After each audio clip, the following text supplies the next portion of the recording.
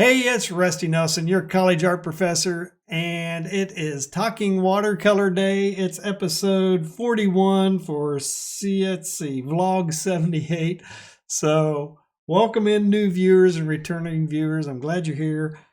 Coming in to listen to me talk. If you're new, I do this every week for 15 minutes, mainly to practice being on screen and trying to communicate coherently on camera. So, some of you actually like listening to me, which is amazing, and I thank you guys all for who are tuning in and watching this. So let's see here. Who am I? Well, I'm a retiring professor if you're new. I have one more semester left. This is like week 11 of the fall semester, 15-week semester. And once Halloween hits, it's a fast sprint to the end of the semester, and that means, boom, I'm going to be in my last semester.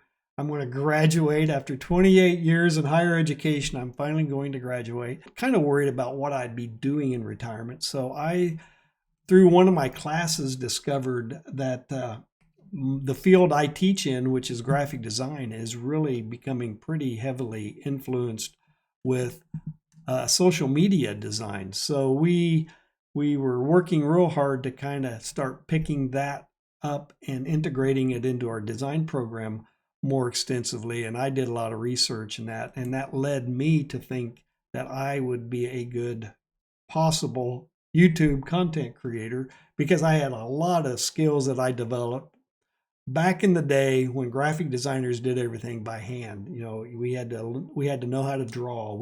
Had to know how to illustrate and paint with a range of media and techniques.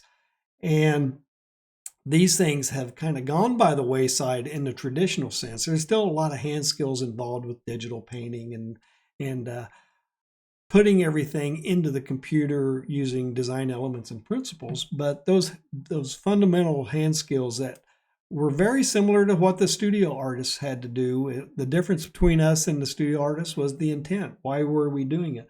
So I really thought these were really good skills, and I've always been very interested in illustration. So I really took a lot of my research and development that I've done with.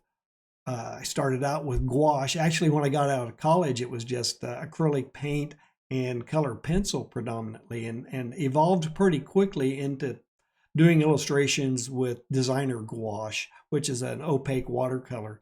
And I loved it. I worked with gouache for years and years. It's very flexible. It's very forgiving. It's really kind of a nice introduction into watercolor, working with gouache, because you can paint with it just like an oil or an acrylic, where you're mixing and you're layering and blending the colors and stuff with your brushes, using the whites, the tints and everything to create the colors, painted on there like an acrylic, like an oil paint, very thick and very painterly, right? But I soon discovered that I could also evolve that technique of painting like an oil or an acrylic into painting more and more like watercolor. And it got to a point where most of my gouaches were looking like watercolor. So I then just simply picked up and got some transparent watercolor paints and started developing more and more watercolor techniques as well. And I was teaching this in my illustration class, which started out when I started teaching at Truman, was a traditional illustration class, did gouache and color pencil and pen and ink, or markers and stuff like that. And over time, as technology evolved in this last 28 years, and the tablets and the graphics tablets for computers and the iPads and everything came online, everything started transitioning more and more digital. And you see a lot of the illustrators, most of them are doing digital illustrations on iPads or their computers with tablets. And these skills I've had to pick up and transition from the traditional sense into the digital sense. But I also love the traditional media, which I want to bring to other people out there who are in retirement already, might be approaching retirement, starting to think about what they're going to be doing, or maybe mid-career, you had to give it up initially, maybe kids and family got in the way and you haven't been able to continue working with it. That's what I'm here for. And that's what my channel is all about, is to get that person back actively involved in creating and drawing and painting, and giving them something to do, a mental release. If you're really busy during the week and you need those things to do creatively, just to be expressive and to make life more enjoyable, that's cool. That's what I'm going to help you do. If you're approaching retirement, worried about what you're going to do, great. I'll help you get started there as well. And if you're in retirement, I've had a lot of people talk to me about, they're in their 70s, a bit older than I. They love retirement, and they really love the fact that they could get back into doing these things. Some people have never done it at all, and they're getting into it. And hopefully I'm showing them the things that they can do to get started doing it. So that's kind of a long intro to what I'm doing here on this channel. But yeah, I did mention, 3 years in, almost to my 3rd year anniversary for the channel. Doing better than I ever thought I would. So thank you all for watching and coming in and clicking on the videos and giving me those subscribes and those comments and the likes. I really do appreciate it. The views, for God's sake, that's what, it's amazing. I've had probably about 1,700,000 views, something like that so far. So I'm at least approaching that. And that's just mind-boggling. And frankly, that's kind of a mind screw too. So all of the subscribers, the views, and all the interaction with people that I'm getting, it's definitely a whole new realm that I'm dealing with. In addition to the new things I've had to learn, like being on camera, talking to this camera, that was an unexpected, never intended skill set that I thought I would develop. I was that person who would avoid being on camera. You can ask any of the videographers up at the school for the last 20 years, up until I started doing this, that I was very difficult to get on camera because I didn't want to be on it. So that's in itself a whole new skill set. Video editing and dealing with audio, all the lighting, all the stuff I've had to work with, photography, videography, audio, editing, all those things were new skill sets. Plus, taking those things that I can do visually with my illustration skills, my watercolors, my drawings, the charcoals, the things I teach in drawing class, and that's observation drawing class and figure drawing class, my illustration class.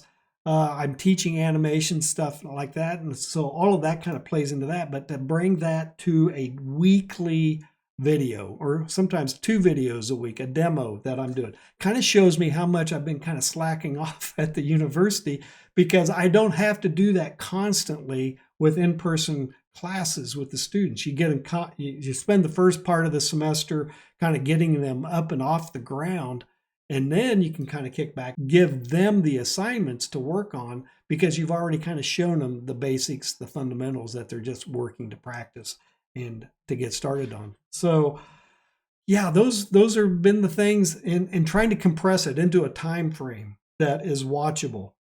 And I'm struggling with that. I will admit, trying to get a nice piece done in 20 to 30 minutes, or before starting the channel, I was taking anywhere from an hour and a half, 2 hours to 3 hours, depending upon the size of the piece, to do a really nice frameable watercolor. And then there's even times where I would spend that amount of time and it looked like hell. I had to throw it out. So I'm having to compress what takes me so long normally to get a good piece into a shorter and shorter amount of time. So that's been kind of a steep learning curve as well. Anyway, I did want to cover a few things. I got some new videos. That you may have seen the Scarecrow watercolor that posted on Saturday. And then on Monday, I had a charcoal sketch of an old man. So I went out there, and it was kind of like what I would do in a session. I put out like a 45 minute time limit. That I do that a lot with my figure drawing classes. We'll spend anywhere from 15-20 minutes just warming up, making marks, building shapes, real quick gestural sketches of the models in the environment, and then I extend it out to like a minute, then to a 5 minute, and then 10 minute things until we get within an hour of the class session being over.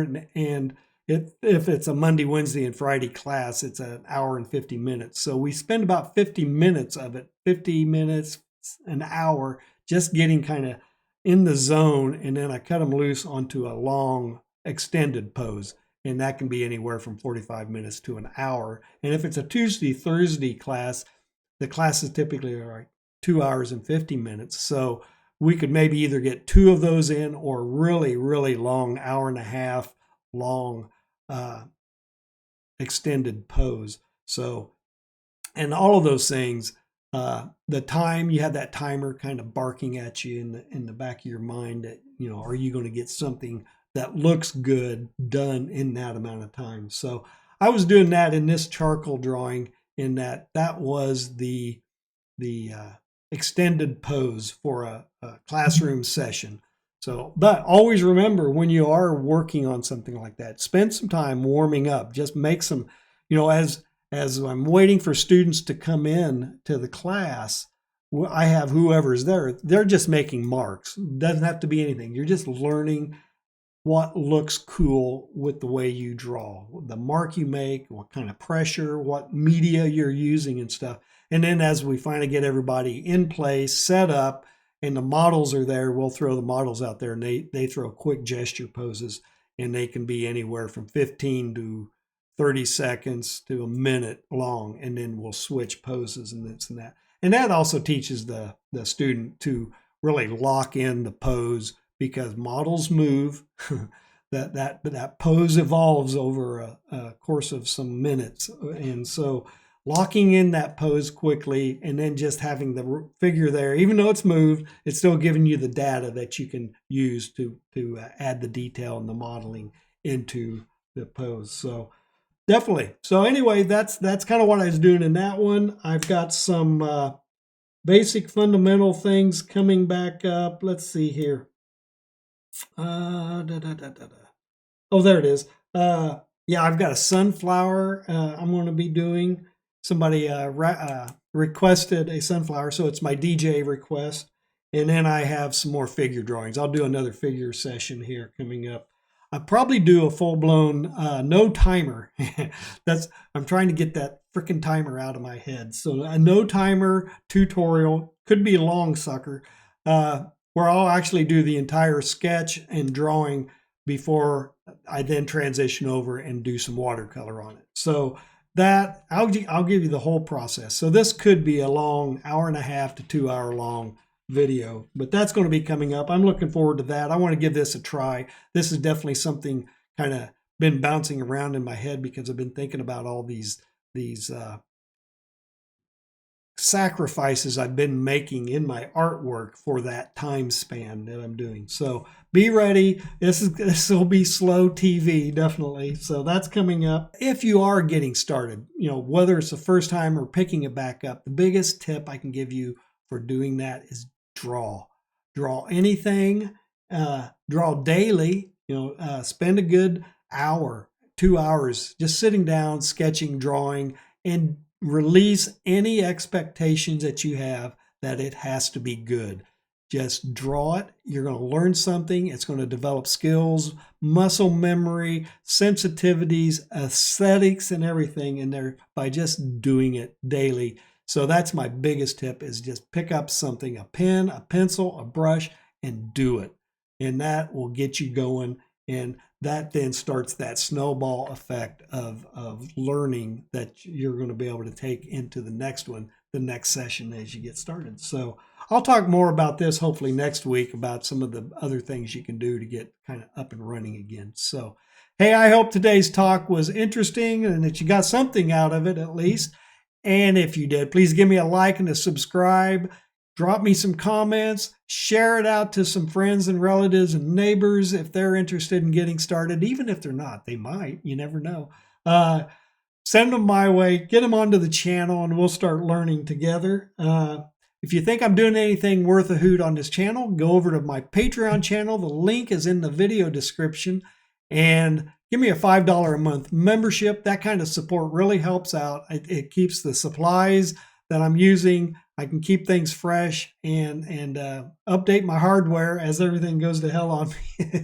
Demos always go hell. I do have 2 digital products out on Gumroad if you're interested. It's a beginner to intermediate calendar, 15-week calendar, and a multiple page 15-week syllabus. So it's kind of an expanded version of the calendar. So it's the same projects and things I'd have students work through the course of 15 weeks in a semester. And that should get you up and running and you're ready to go on to the next level. Video description also has a bunch of free resources on my website. So it'll click and go take you over to my website. And there's a Bridgman, there's Loomis, there's some Riley method downloads you can grab. There's some information on design you can grab for free. There are some affiliate links for supplies, tools, and all that good stuff over on Amazon. And if you click on any of those, I'll get a small commission. So if you do that, that's great support as well. I hope I'm helping out. I hope you're getting something out of this channel. And I'll see you guys next week talking watercolor.